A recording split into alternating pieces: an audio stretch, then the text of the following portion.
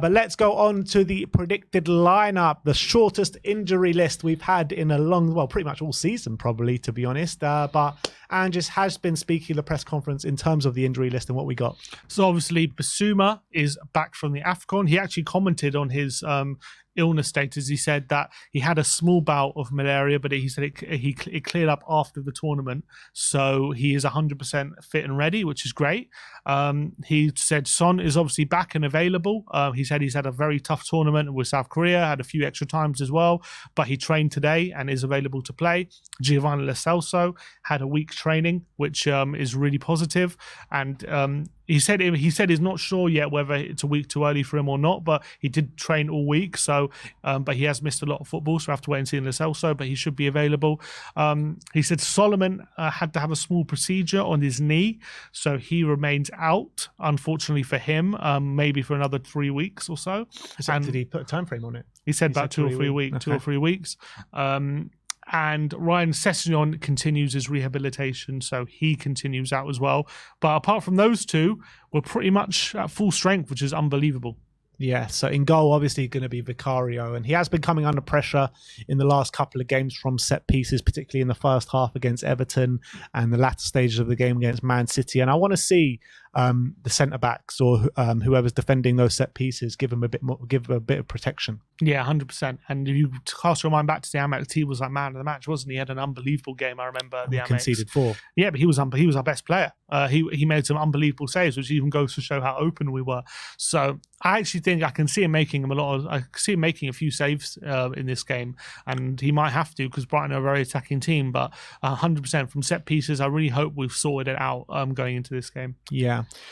Moving on to right back Pedro Porro, who, if I remember correctly, didn't have the greatest game defensively at the Amex, but I want to see him improve on that. But also, I think in recent weeks, he hasn't been as strong going forward and using that ball playing ability that we know he has as consistently as he has probably for the most part of the season. So I want to see him get back to that because there'll be a lot of space for him this weekend if he works his magic. But he's also got to watch out for Estepinian on that left-hand side, or if they do play left winger as well, because that's going to be very difficult to deal with the how they hug the touchline, stick to the left-hand side. But I've always said our most important player in build-up for me is Pedro Porro with his passing ability. He always seems to find a clever pass to beat the press. He's got great vision, and that's going to be invaluable in this game when Brighton are pressing us. On the right centre-back is obviously going to be Cuti Romero. He's in a really good vein of form, Romero. He has had a few iffy moments in terms of particularly in the Everton game with that header which found his way to the back post and we ended up conceding last minute. But I'd like to see him obviously cut those out of his games. But in general play, I think he's been really good. Yeah, I think obviously probably Evan Ferguson's going to come into this game, who's a very physical presence. He's going to be trying to back into Romero. He's going to be trying to hold up the ball that way. And I think hopefully Romero can try and bully him a bit because being a teenager, as much however good he is, hopefully Romero can smell a bit of blood there, make sure he's not allowing him to hold the ball up. I don't think there's going to be much threat in behind. I think Romero will have that on lockdown. So it's all going to be about can he stop Ferguson holding the ball up, and then when he does get the ball, can he make sure we're playing through Brighton confidently? Left centre back is obviously going to be Mickey van der Ven. We're not just saying Mickey van der Ven, record breaker Mickey van der Ven, who etched his name in the record books against Everton as the fastest ever Premier League player since records began. I mean, it makes it sound like such a fastest ever, but it's literally in the last 4 years because records only began in 2021 season. But it's still an unbelievable achievement. Well, Adama Traore was probably in the league last 4 years. Adama Traore, Kyle Walker. Exactly. So he's beaten a lot of players. Yeah, he's going to be really vital because we know that Brighton, when we do go forward, are going to try and hit us on the counter. I think without Pedro, definitely that's one of their biggest threats nullified, which is great. They're probably going to play, I'm going to assume, Danny Welbeck. So he's still quick. He can still be a bit of a nuisance, however poor he is in front of goal. So Van der Ven will have to make sure he's not getting it in behind. But I think Van der Ven's going to have an important role in this game. Yeah, absolutely. With Brighton's ability to get in behind quite consistently, his recovery pace is just going to be invaluable to us in this game, 100%. Left back, Destiny Udogie, who's also playing really well at the moment. And again, another vital cog in the wheel. Yeah, and I think if he can use his physicality to break their press rather than passing through them, that's going to be invaluable to try and making sure that Brighton aren't penning us in and aren't pressing us like they did at the Amex. And I think he did struggle quite a bit at the Amex, if I remember, because Hinchelwood was causing a lot of problems down the right-hand side. He actually scored the opening goal. So he has to make sure that he's not getting the same amount of space that he did at the Amex. But I think I feel like the two fullbacks, they break the lines in completely different ways, but just as effective. Porro does it with his passing, and Udogie does it with his sure physicality, just like a bulldozer charging through everyone. Steam train. Yeah, so I think if he can do that, against the likes of Gross or Gilmore in the centre of the park, that would be so invaluable to making sure Spurs getting up the pitch regularly. Yeah, absolutely. So that's the back four, as you were. And then we're going to go in the number 6 position. We're going to side with Rodrigo Bentancur. Hasn't been well. It's probably his worst run of form in a Spurs shirt, to be honest, the way he's playing. He can't really... I don't know what's going on with him, to be honest, because it's just so uncharacteristic of Bentancur not being aggressive enough, not really... his passing's completely off it at the moment. But we're going to side with him, seeing as Bissouma is only just returning from international duty, and he hasn't been playing too much there as well because of his slight bout of malaria. So we are siding with Bentancur, but I really want to see him get back to those previous levels that he did show. Yeah, and I think...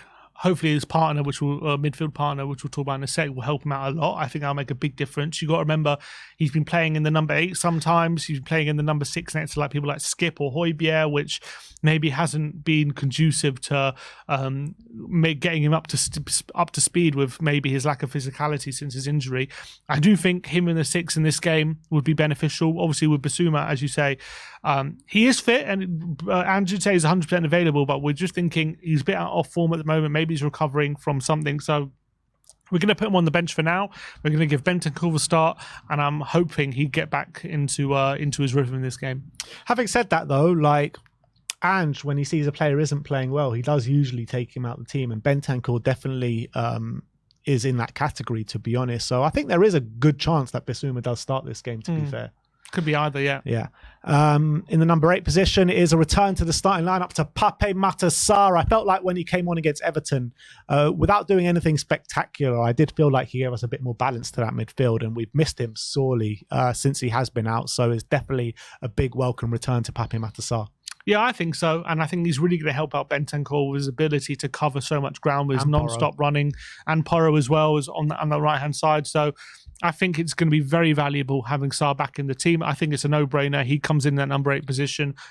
We always look so much better when he's in the team so far this season. So I thought he had a decent cameo off the bench against Everton as well. So I think he comes straight back in. No-brainer. And then to make up that midfield 3 is going to be James Maddison. He's just slowly creeping back into form, James Maddison, in my opinion. And I think tomorrow, you're really going to see the James Maddison of old. He's had enough minutes now in his legs to really overcome that injury and to get back to match fitness. So I really think you're going to see a top-class James Maddison performance. Yeah, and I think against... Brentford in the second half, he was starting to get back to his best. Against Everton, I actually thought he had a pretty good game. He got an assist, and I thought he was looking bright, forced Pickford into a couple saves. So I think we are starting to see Maddison get back into the full swing of things. And I think against Brighton, this is the perfect game for him to show what he's all about. I think he's going to operate in those spaces that Brighton don't want him to operate in. He's going to be able to pick up those spaces in and around the penalty area. So I think this could be a real important game for Maddison. Yeah, and it's just looking like a really strong midfield, isn't it? To be fair, with Bentancur, Maddison and Sarr. On the right-hand side of the attack is an interesting one. We've sided with Timo Werner, seeing as Kulusevski and Brendan Johnson both not really playing well at the moment. So we're thinking Timo Werner has a chance to start out on the right. Yeah, I think Werner's probably been, in terms of the wingers over the last few weeks, probably been the most in form. And I think Werner, there's no reason why he can't do his job he's been doing on the left, on the right, seeing as his job at the moment is to get to the byline, get those balls across the face of goal, run in behind, those kind of things. I definitely think he can do that on the right-hand side. So if his job is purely to get assists, I think he can do it as effectively as someone like Johnson's been doing. And Kulu has just not been on form recently. So we're going to side with Werner with a bit of a change of position on the right-hand side here.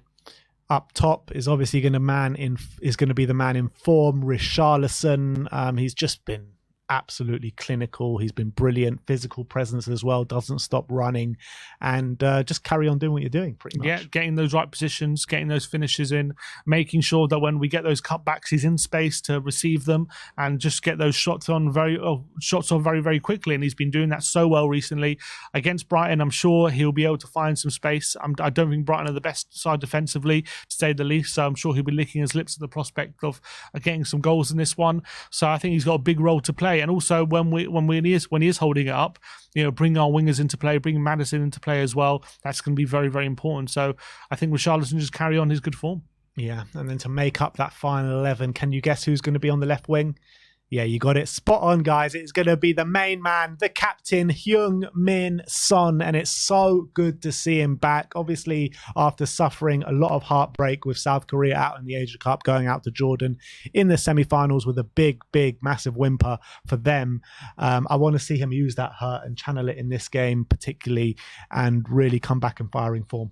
Yeah, I definitely agree with that. I'm not 100% sure whether he's going to play, over an hour or 70 minutes, considering how he exerted himself with South Korea. He did train by himself on Thursday, but today Ange confirmed he did train and he is ready and available to play. And seeing as he is our captain, seeing as he's such an important player and our best forward by a mile, I think there's no reason not to put him in from the start. I think we need to get him back involved as soon as possible. He needs to get the Asia Cup out of his mind and hopefully being back in the Tottenham environment, getting back into good form, getting back on the score sheet, even if it is for 70 minutes, I think that could be invaluable in a game like Brighton. Hopefully that can help kill the game off before he goes off. So I think Son back in the team and back amongst the goals. Yeah, and being the captain of the club, even if he wasn't captain of the club, he'll be itching to start in this game. Absolutely itching for it. The mentality of the man, he always wants to go again. He always wants to do better. And I think he'll do that this weekend. And, if last year's anything to go by, look at the goal he scored against Brighton in that game. Mm-hmm. So,